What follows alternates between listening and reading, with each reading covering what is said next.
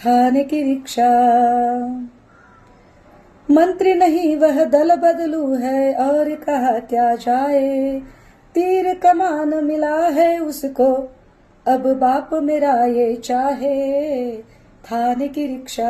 थाने की रिक्शा, चेहरे पे दाढ़ी, आंखों में चश्मा, हाय एक झलक दिखलाए, कभी गुवाहाटी में छुप जाए। मेरी नजर से तुम देखो, गद्दार नजर वो आए।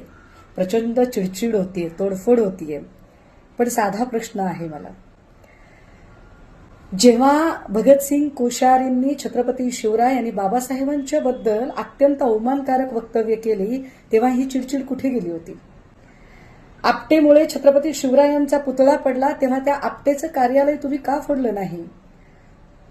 राहुल सोलापूरकरने छत्रपती शिवरायांनी लाच घेतली असा खोटा इतिहास सांगायला सुरुवात केली, तेव्हा सोलापूरकरचं कार्यालय किंवा सोलापूरकर ज्या भांडारकर ट्रस्टमध्ये होता ते तुम्ही का फोडायला गेला नाहीत? प्रशांत कोरटकरने चक्क महाराजांच्या बायोलॉजिकल बापापर्यंत पोचायची भाषा केली, त्यावेळेला प्रशांत कोरटकरला फोडण्यासाठी तुमचे हात का शिवशिवले नाहीत? एवढ्या सगळ्या खोट्या गोष्टी तुम्ही सहन केल्या। आत्ता जर एखादा कलाकार अत्यंत उपहासाने वस्तुस्थिती मांडत असेल तर तुम्हाला इतक्या मिरच्या का लागल्या आहेत?